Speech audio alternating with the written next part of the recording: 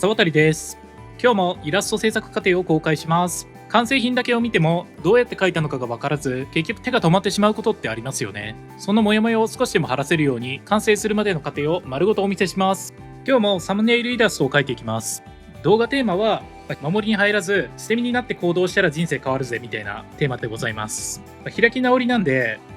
どういうポーズ、いつも通りまず文字を入れたので、次にそれに合うポーズを決めていくっていうような感じですね。前回はイラストの制作工程全体をそんなに話されてなかったので、今回はどんな感じで作っていくかっていうのをもうちょっと詳しくね、プロセスを説明したいなと思います。まずはどんなイラストを描きたいかっていうのをまず決めます。で、解説ではあるんですけど、開き直りっていうのがキーワードなんで、開き直ってるっぽい感じのポーズとか表情にしたいんですよね。まずはそのアイディアをしっかり固めていくっていうところをやっていきます。誰がどんなポーズをしているのかとか、誰がどこでどんなポーズをしててどんな印象を与えたいのかみたいな、そんな感じのことをざっくり決めていきます。こういうところを決めるのを先延ばししてると、後々こんなにしたかったんじゃなかったんだけどなみたいなことを後から考える羽目になるんで、最初に決めておくのが良さげですね。安定して完成させたいんだったら、出たとこ勝負でその場その場で考えていくっていうよりは、どこでどのフェーズで何を決めておくといいのかみたいなところは、ある程度意識しておいた方がいいと思います。この時点でそもそもアイディアがわかんねえっていう場合は、画像検索したり資料を漁ったりしてイメージを膨らませておくっていうことが必要です。両腕広げて、こうやってちょっと困り眉みたいな感じで、ちょっと開き直ってる感を出す。いいんじゃない？割とこういうのでイメージは合ってるかな。こういうのがなんとなく描きたかった。ネットで開き直りポーズみたいな感じで調べて出てきたポーズや表情の特徴を真似してみた。こんな感じだよな。割と合ってる。いいんじゃないかな。アイディアとしてはこんな感じで明るい感じの雰囲気にしたいっていう、こんな感じでいいんじゃないかな。割とイメージはだいぶ固まってきたな。から、いつも通りのこの作業部屋の中で、このサムネのキャラクターが開き直って明るく腕を広げてるっていうようなイラストにしようかな。から 5W1H 的なのを決めればいいわけ。女の子がこの作業部屋で開き直って両手を広げている明るい感じの絵。これが固まったアイディアですね。で、アイディアを固めるフェーズはこれにて完了。次はラフを描いていくフェーズですね。腹減ったからちょっと牛丼でも買ってこようかな。おはようございます。というわけでラフを描いていきます。で、ラフっていうと勘違いされちゃうと思うんですけど、ここで描くラフっていうのは、落書きみたいな意味じゃなくて、明暗とか構図とかモチーフの配置とか形、色、線、質感などを決めるっていうのを、やっていくってことです。あとはラフに沿って線画を引いて詳細に塗っていくっていうだけで良い、要は何も考えずに進めても、大体いいでしょっていうような、あとはあんまり考えることないよっていう状態にするっていうことが目標です。で、これあれですね、プログラミングで言うと設計に当たる作業だと思ってます。設計っていう言葉だけだと分かりにくいと思うんですけど、文字通り設計っていうのは、どうやって作るかみたいなやり方とか、そういう、設計図を作るようなもんなんですよ。普通にイメージするようなカタカタカタカタってプログラミングしてるようなところっていうのは、そういうのが終わった後、もう不明点とかも全部潰して、あとはもう文字を書けばいいだけっていう状態にしてから入るのがタカタカタカタって打ち込んでるような状態になります。基本的にはね。最初から文字打ち込みながらやるんじゃないのって思ったかもしれないんですけど、そういう場合もあるんですけど、それは不明点を潰すために実際に書いてみてどういう動きになるのかみたいなのをテストするみたいな、そういうためにやることが多いですね。なんで作りながら不明点を潰すみたいなやり方にしないかっていうと、手戻りが多くなるからです。手戻りっていうのはやり直しってこと。50% ぐらいまで進めた後にこのやり方じゃダメだっつってまた 20% に戻ってみたいなことやり直してたら作り終わるまで時間かかるでしょ。で、こんな感じで当たりを作ってみました。で、これどうやってやったかっていうと、これね、僕もともとこういう人体比率みたいなのをまとめてるんですけど、それを貼っつけて比率を取る手間をちょっと減らせないかなと思って貼っつけてみて、そんでこの顔とかは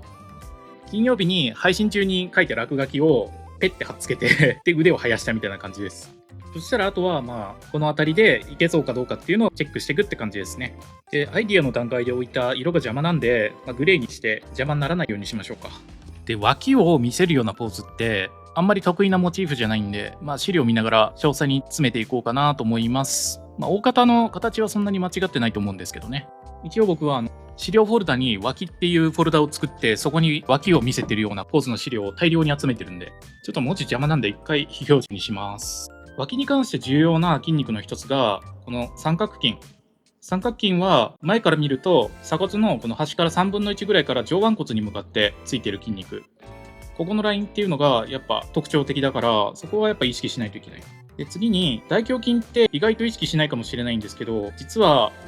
胸郭にくっついてるだけじゃなくて、端は三角筋と同じように上腕骨の上の方にくっついてるんですよね。だからこのいわゆる脇のこういうラインって三角筋と大胸筋が作ってるようなもんなんですよ。そこを意識して作っていきましょ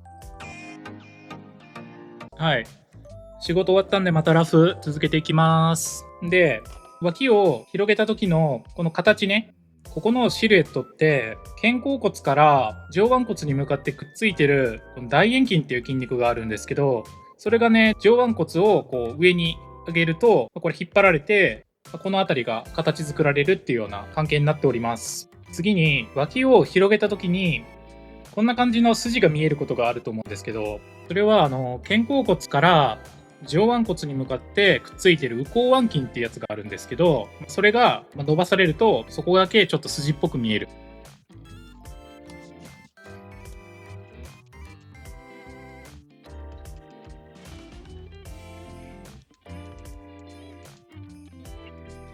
よし。大体こんな感じの形でいいんじゃないでしょうか。いいんじゃね。ラフの、形も大まかに取れたんで、一旦ちょっと時間を空けて、で、できたらもう色のレイヤーをちょっと整えて、線が描いてってやっちゃおう。腹減ったラーメン食いてえな。おはようございます。ほんじゃあ、線が描いていくか。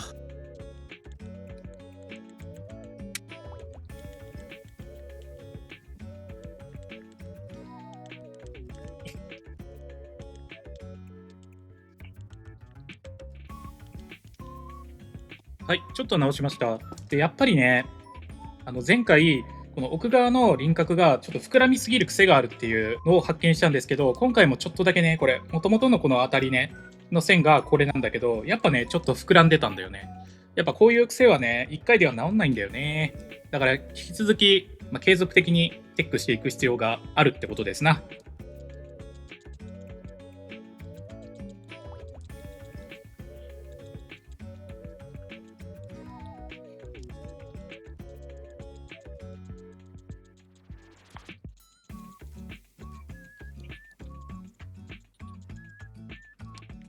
よし。大体線ができましたね。ここからね、前回はまだやってなかったやつをちょっとやりたい。というのもね、普段ペン入れに使ってるペンは割とこんな感じで、筆圧の差によってめっちゃ強弱が変わるようにしてるんですよ。これによって、タッチの変化を出したいっていう目的だったんだけど、それね、輪郭はそれでいいんだけど、細かいこういう髪の毛のこの中の細かいタッチとかがね、ちょっとそれだとやりづらいことに気づいたんで、今回からそういう部分はクリップスタジオの標準機能の丸ペンをね、ちょっと使っていこうかなって。こういう細かい部分のタッチはむしろない方がいい。よし、線ができました。丸ペンを用いたところがだいぶディティールが細かくなったんじゃないかな。マジにもう時間がないから、もうちゃっちゃと塗りに入っちゃう。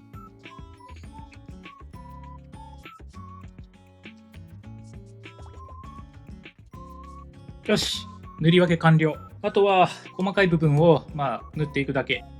もうワンドロのごとくささーっと塗っていく。いやマジでそれぐらいじゃないともう間に合わんから。そもそもサムネイルの絵なんてもうみんな一瞬しか見ないのに、こんなちゃんと口眉絵として線画とか塗りまで終わらせる必要はあるのかみたいな話はね、あると思ったけど、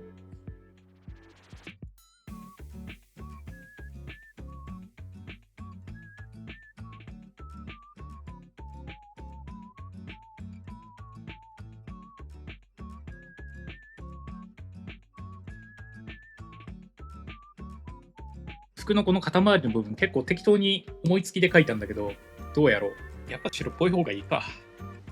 なんかミクみてえだな。なんかミクの衣装でありそう、こういうの。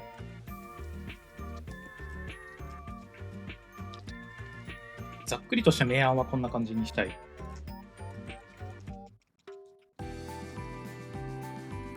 もしかしたら、勘のいい視聴者は、なんか最近沢渡髪の塗り方、描き方変えたみたいなことを思った人がいるかもしれないんだけど、ちょっとね、最近髪を塗るスペースの考え方をね、ちょっと変えたんですよ。っていうのも、こうやって、こう、わざとこうやってギラギラした、この極端なこうライトを当てて白くしてるんだけど、人間ってコントラストが強い部分に目が行く生き物だから、こういうコントラストの大きな部分のスペースをまず考えるようにして、で髪のちょっとしたグラデーションとかはもう後々みたいな感じで考える優先順位を変えたんですよ。割と僕はこれまではそういうところを明確に分けずにもうなんとなくこう塗っちゃってたんですよね。それよりも目が向きやすいところ、そのコントラストの高い部分とかそういうところを集中的に気をつけて塗るようにしたら、なんかそっちの方が見栄えいいなと思って、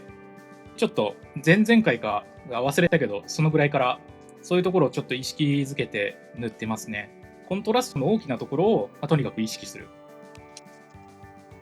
大まかなところがそれなりに良さげだったら、塗りとかが結構適当でもまあそれらしく見えるような気もする。もちろんこれ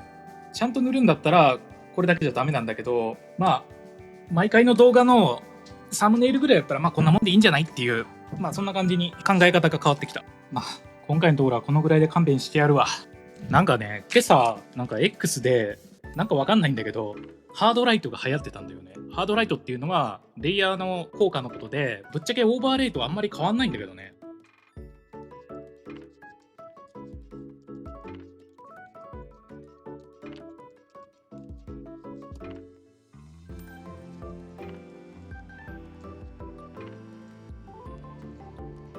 効果レイヤーだとなんかいい感じに色を調整しにくいな。まあ試してみたけど、ワイはやっぱり通常レイヤーの方を塗っていく方が好きだな。特殊レイヤーで色を塗っていくのってなんか自分でコントロールしてる感じがないんだよな。よし、じゃああと線画の色整えて完成にしましょうか。こうオートアクションで線画の色を変えるのをまあやってくれるんですよね。で、あとは髪の毛がかぶっている箇所をちょっと透けてる感出すために色変えてみたり、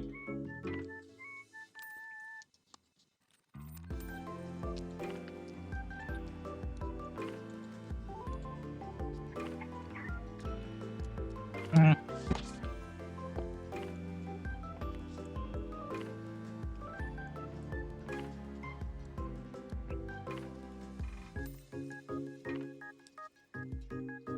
僕が効果レイヤー嫌いなのは変形するときとかに選択しないといけないレイヤー数が多くなる。要は依存関係ができてしまうみたいなのが嫌なんですよ。またちょっと文字とかぶってるからちょっとだけ移動させるか。まあしゃあなし。書き上げるまでに10時間もかけてない、5時間ぐらいだったらもうこんなもんもうしょうがない。妥協。なんかもっとよくできたろうなって思うんですけど、はい、もうこれが今回の限界だな。よし、じゃあ完成ということで、まあしゃあないね。もう限界がこれだから、今回の限界はこれ。しゃあなし。もっとうまくできたとも思うけど、まあ、もっとうまくなるしかないね。じゃあはい、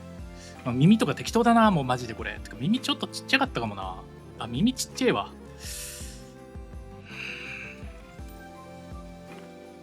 はい、ざっと直した。も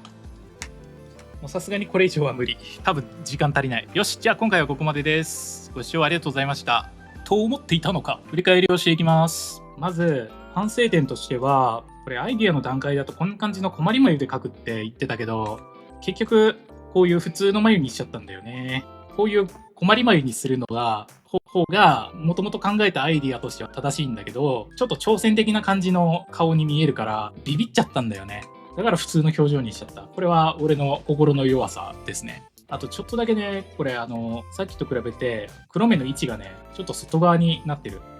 割と最後の方まで気づかなかったんだけど、こんな感じで寄り目になってたんだよね。こっちの左目の方はさ、左に向かって向いてるのに、右目の方がなんかあんまり向いてなかった。これはね、ちょっとなんか僕の癖っぽいから、ちょっと注意して見ていくべきかなって思いました。あとは、これ白い境界線をつけてみたんですけど、こっちの方が離れた時でもキャラの判別がつきやすくなるように思ったんで、こういう境界線は今後もつけていこうかなって思いました。近くで見ると雑なんだけど、まあ、離れて見る分にはそこそこいいんじゃない？メリットの方が大きそうだと思った。まあ、そんな感じかな。あとこの肩のこの部分いらなかったね、結局。ない方がマシだわ。そういうことも分かった1枚でした。というわけで、本当にこれで終わりです。ご視聴ありがとうございました。